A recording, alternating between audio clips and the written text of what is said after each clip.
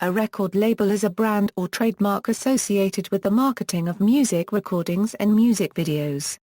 Often, a record label is also a publishing company that manages such brands and trademarks, coordinates the production, manufacture, distribution, marketing, promotion, and enforcement of copyright for sound recordings and music videos, conducts talent scouting and development of new artists, and maintains contracts with recording artists and their managers.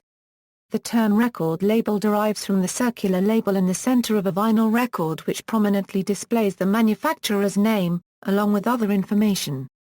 Music industry. Within the music industry, most recording artists have become increasingly reliant upon record labels to broaden their consumer base, market their albums, and be both promoted and heard on MP3, radio, and television, with publicists that assist performers in positive media reports to market their merchandise, and make it available via stores and other media outlets.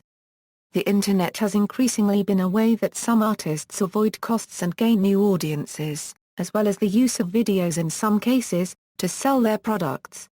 Major versus independent record labels. Record labels may be small, localized, and independent, or they may be part of a large international media group, or somewhere in between. As of 2012 there are only 3 labels that can be referred to as major labels. A sublabel is a label that is part of a larger record company but trades under a different name.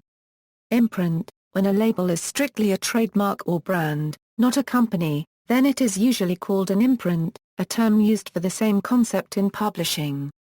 An imprint is sometimes marketed as being a project, unit, or division of a record label company, even though there is no legal business structure associated with the imprint. Major labels. Major labels 1988 to Euro 1999, Warner Music Group, EMI, Sony, BMG, Universal Music Group, Polygram. Major labels 1999 to Euro 2004, Warner Music Group, EMI, Sony, BMG, Universal Music Group. Major labels 2004 to Euro 2008, Universal Music Group, Sony, BMG, Warner Music Group, EMI. Major labels 2008 to Euro 2012, Universal Music Group, Sony Music Entertainment, Warner Music Group, EMI. Major labels since 2012, Universal Music Group, Sony Music Entertainment, Warner Music Group. Record labels are often under the control of a corporate umbrella organization called a music group. A music group is typically owned by an international conglomerate holding company, which often has non-music divisions as well. A music group controls and consists of music publishing companies, record manufacturers, record distributors, and record labels. As of 2007, the Big Four music groups control about 70% of the world music market, and about 80% of the United States music market. Record companies may also comprise a record group, which is, in turn, controlled by a music group. The constituent companies in a music group or record group are sometimes marketed as being divisions of the group. Independent.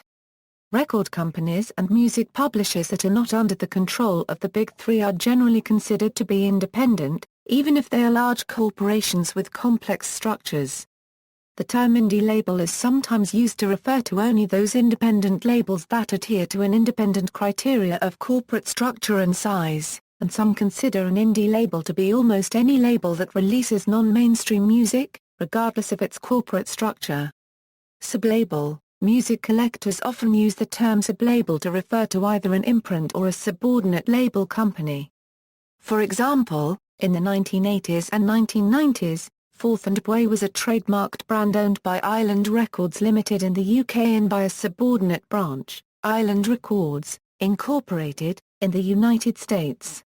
The center label on a Fourth and Broadway record marketed in the United States would typically bear a Fourth and Way logo and would state in the fine print, Fourth and Way Ascent, an Island Records, Incorporated company.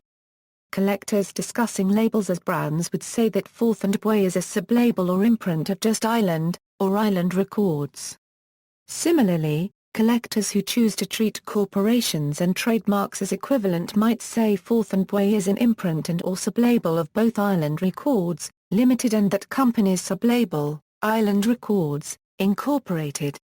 However, such definitions are complicated by the corporate mergers that occurred in 1989 and 1998.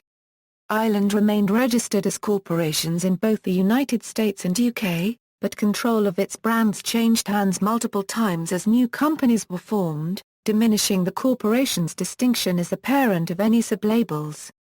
Vanity labels.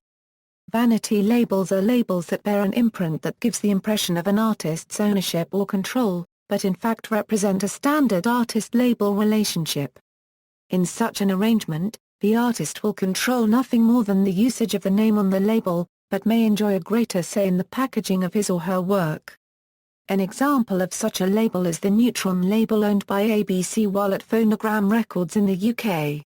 At one point artist Lizzie Tear appeared on the imprint, but it was devoted almost entirely to ABC's offerings and is still used for their re-releases. However, not all labels dedicated to particular artists are completely superficial in origin. Many artists, early in their careers, create their own labels which are later bought out by a bigger company. If this is the case, it can sometimes give the artist greater freedom than if they were signed directly to the big label. There are many examples of this kind of label, such as Nothing Records, owned by Trent Reznor of Nine Inch Nails, and Morning Records, owned by the Cooper Temple Claws, who were releasing EPs for years before the company was bought by RCA. Relationship with artists. A label typically enters into an exclusive recording contract with an artist to market the artist's recordings in return for royalties on the selling price of the recordings. Contracts may extend over short or long durations, and may or may not refer to specific recordings. Established, successful artists tend to be able to renegotiate their contracts to get terms more favorable to them, but Prince's much publicized 1994–1996 feud with Warner Brothers provides a strong counter-example, as does Roger McGuinn's claim, made in July 2000 before a U.S. Senate committee, that the Byrds never received any of the royalties they had been promised for their biggest hits, Mr. A Tambourine Man, and Turn, Turn, Turn. A contract either provides for the artist to deliver completed recordings to the label, or for the label to undertake the recording with the artist. For artists without a recording history, the label is often involved in selecting producers, recording studios, additional musicians, and songs to be recorded, and may supervise the output of recording sessions. For established artists, a label is usually less involved in the recording process. The relationship between record labels and artists can be a difficult one. Many artists have had albums altered or censored in some way by the labels before they are released, either songs being edited, artwork or titles being changed, etc. Record labels generally do this because they believe that the album will sell better if the changes are made. Often the record label's decisions are prudent ones from a commercial perspective, but this typically frustrates the artists who feels that their art is being diminished or misrepresented by such actions. In the early days of the recording industry, record labels were absolutely necessary for the success of any artist. The first goal of any new artist or band was to get signed to a contract as soon as possible.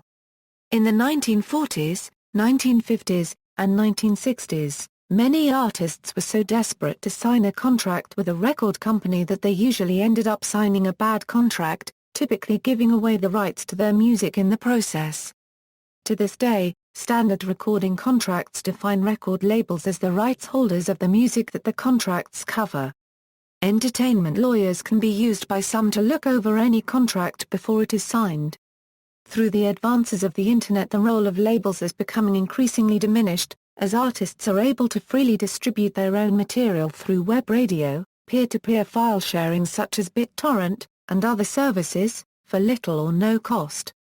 Bigger artists such as Nine Inch Nails have announced an end to their major label contracts, citing that the uncooperative nature of the recording industry with these new trends are hurting musicians and the industry as a whole, and most of all hurting the fans.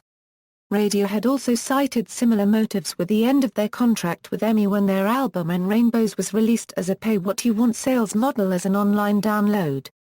New label strategies. With the advancement of the computer and technology like Internet, leading to an increase in file sharing and direct-to-fan digital distribution. Combined with music sales plummeting in recent years, labels and organizations have had to change their strategies and the way they work with artists. New types of deals are being made with artists called multiple rights, or 360 deals with artists. These types of pacts give labels rights and percentages to artists' touring, merchandising, and endorsements. In exchange for these rights, labels usually give higher advancement payments to artists, have more patience with artist development, and higher percentages in CD sales. These 360-style deals are most effective when the artist is established and has a loyal fan base. For that reason, labels now have to be more relaxed with the development of artists because longevity is the key to these types of pacts. Several artists such as Paramore, Mano, and even Madonna have signed such types of deals. A look at an actual 360 deal offered by Atlantic Records to an artist shows a variation of the structure. Atlantic unregistered trademark S document offers a conventional cash advance to sign the artist, who would receive a royalty for sales after expenses were recouped. With the release of the artist's first album, however, the label has an option to pay an additional $200,000 in exchange for 30% of the net income from all touring, merchandise, endorsements, and fan club fees. Atlantic would also have the right to approve the actor unregistered trademark S tour schedule, and the salaries of certain tour and merchandise sales employees hired by the artist. But the label also offers the artist a 30% cut of the label's album profits of an euro, which represents an improvement from the typical industry royalty of 15%. History, industry consolidation. In the 1970s and 1980s, there was a phase of consolidation in the record industry that led to almost all major labels being owned by a very few multinational companies. CDs still flow through a handful of sources, with the majority of the sales going through the big three record labels. Resurgence of independent labels. In the 1990s, as a result of the widespread use of home studios, consumer recording technology, and the Internet, independent labels began to become more commonplace. Independent labels are often artist-owned, with a stated intent often being to control the quality of the artist's output. Independent labels usually do not enjoy the resources available to the big three, and as such will often lag behind them in market shares. Often independent artists manage a return by recording for a much smaller production cost of a typical big label release. Sometimes they are able to recoup their initial advance even with much lower sales numbers. On occasion, established artists, once their record contract has finished, move to an independent label. This often gives the combined advantage of name recognition and more control over one's music along with a larger portion of royalty profits. Artists such as Dolly Parton, Amy Mann, Prince, Public Enemy, Bravo, among others, have gone this route. Historically, companies started in this manner have been reabsorbed into the major labels. Similarly, Madonna's Maverick Records was to come under control of Warner Music when Madonna divested herself of controlling shares in the company. There are many independent labels. Folk singer Inai Franco's Righteous Babe Records is often cited as an ideal example. The singer turned down lucrative contracts from several top-name labels in order to establish her own New York-based company. Constant touring resulted in noteworthy success for an act without significant major funding. Inai and others from the company have spoken on several occasions about their business model in hopes of encouraging others. Some independent labels become successful enough that major record companies negotiate contracts to either distribute music for the label or in some cases, purchase the label completely. On the punk rock scene, the DIY ethic encourages bands to self-publish and self-distribute. This approach evolved out of necessity around since the early 1980s, due to the major labels' aversion to signing the punk rock bands that spawned after the initial wave in the mid-70s. Such labels have a reputation for being fiercely uncompromising and especially unwilling to cooperate with the big record labels at all. One of the most notable and influential labels of the do-it-yourself attitude was SST Records, created by the band Black Flag. No labels wanted to release their material, so they simply created their own label to release not only their own material but the material of many other influential underground bands all over the country. Ian MacKay's Discord is often cited as a model of success in the DIY community, having survived for over 30 years with less than 12 employees at any one time. Internet and digital labels. With the Internet now being a viable source for obtaining music, new labels have emerged. Depending on the ideals of the net label, music files from the artists may be downloaded free of charge or for a fee that is paid via PayPal or other online payment system. Some of these labels also offer hard copy CDs in addition to direct download. Digital labels are the latest version of a net label. Whereas net labels were started as a free site, digital labels are more competition for the major record labels. Open source labels. The new century brings the phenomenon of open source or open content record label. These are inspired by the free software and open source movements and the success of GNU Linux. Publishers as labels. In the mid-2000s, some music publishing companies began undertaking the work traditionally done by labels. The publisher Sony ATV Music, for example, leveraged its connections within the Sony family to produce, record, distribute, and promote Elliott Yamin's debut album under a dormant Sony-owned imprint, rather than waiting for a deal with a proper label. See also, List of record labels, white label, references. External links, browse labels at Music Brains.